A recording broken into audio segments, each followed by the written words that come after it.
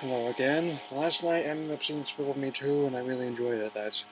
Enjoyed the first Despicable Me, and even though this new film isn't as good as the first one, but it's still definitely worth watching and I would definitely recommend seeing it. So 3 years have passed since the original film came out. That with Gru voiced by Steve Carell, and Hell is watching over his adoptive daughters. There's Margot, Agnes, and sorry, I feel like it's kind of about the other one's name, but then, okay, now I remember Edith. Then, and so now it seems there's a crime going on about massive things being stolen by large sources, and Blue is called in behind by the Anti-Villain League by Amos Weil, voiced by Kristen Wiig, under the Walter Silas Ramsbottom, voiced by Steve Coogan. And that both put on very good performances. That especially Kristen Wiig. That I really enjoyed seeing Wiig on Saturday Night Live as well as other movies. So she's definitely a perfect role. She brings a lot of fun into it, and definitely enjoying how the personality brings to all that. In order to get into this crime, that one of them is hiding in a mall with a bunch of weird stores, and he has to go undercover in a cupcake shop up in order to find out what's going on.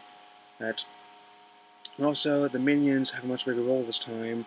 And think they found that it's Universal and Illumination realized that they were popular in one country, so they included them with their own film, and they're also in production of a spin-off that's focusing on them. So, if they say it might be and this film is definitely filled with a lot of great animation and slapstick comedy that has a lot of influence from video games and Looney Tunes cartoons as well. That theater I saw this often shows those Looney Tunes cartoons before most of the movies that come on, and so I would definitely be a big one there. And clearly it may show off that a lot of it's sorry, I just kind of tired and I'm trying to find the words. And I mean, usually when I do want to see a movie in the theater or come across a movie that I haven't seen before DVD, I usually go out and scripted or talk about it like this. But sometimes I'll use a script when I for different. Yeah, very tired. As you can tell that. And also, this movie has made quite a bit of money so far. That I think, as I checked, that's made over $348 million. So it's the second highest grossing film this year so far, next to Iron Man 3. And I had a feeling it would do better than the original film, but I definitely did not expect it would be like this. That it would be this massive. But anyway, I do my verdict. Is that going to give this film 2.5 stars out of 4. That definitely a good film, but it's not a great heat film. That definitely he would a good family film if you have young children or an animation fan, but definitely not going to be on the best of Pixar at any rate. But now gotta talk about trailers again, and so I have a cut here. So okay, so first trailer, Planes. So I don't have any formal opinion on that movie, given that it's a spin-off of the Cars series of films that was originally going to be direct straight to DVD, but he says, hey, maybe we could try putting this in the theater and see what that could do. That Well, I don't really have any formal opinion on it. I mean, I get a feeling some people enjoy it. That I may have been the minority like her too, but I don't really have much of an opinion on it. To be frank, that probably won't be seeing it anytime soon. And then also they already come out with a multiple sort of called Waynes that uses the exact same font and logo design as Planes. Means that and it looks very decent. He's in for what's going to be a direct-to-video production for Planes, but definitely not a film I have any real interest in seeing right now. And next one, Lego Movie. That still not real big on that one. That don't get me wrong. That I think Lego is definitely one of the best toys that have been invented. That And apart from the ability to create stuff for them that they just set new precedent as a license sets with their it's with the Star Wars and first it was the Lego Star Wars line and they had the Harry Potter, Lord of the Rings, Hobbit, and also you see more superhero lines. I noticed that when I'm window shopping places, there's Iron Man 3 sets with the Mandarin's attack on Tony's home in Malibu, and also Man of Steel sets with the Superman's fight with Zod and his followers in Smallville.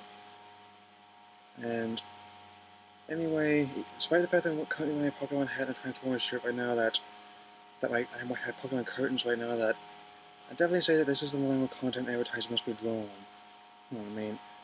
Definitely, I think a large part of this is because as Transformers has helped see people that there's a lot of money in movies based on toys using,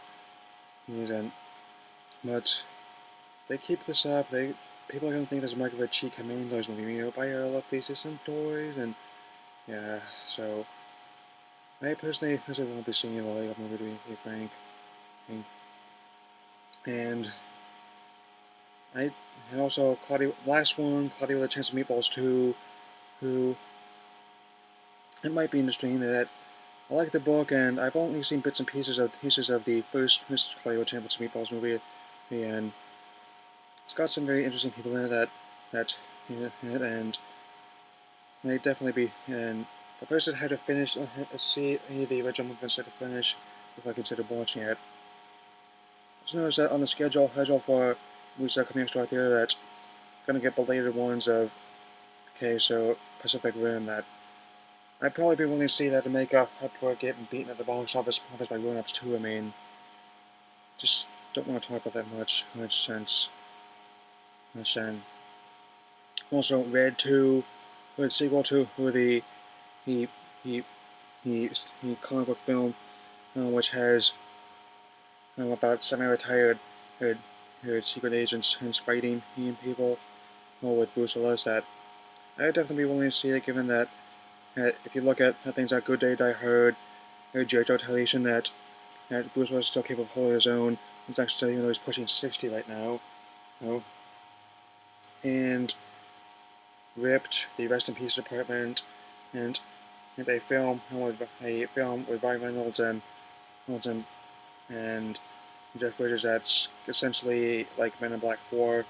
There's some of the premise that instead of having a paranormal police department, but that did not do very well. I probably wait for the DVD of that. And given how that tanked, it's just given the fact that it also and plus doing a Blaze movie, that I'm not looking forward to that. That given that and the people's the track record of anime adaptations in this country, and also Peter Segal. I mean, supposedly coming out next year. I'll talk about it some other time, but not right now. So, anyway, that's all I have to say. The Cosmic Bonus. We'll see you later.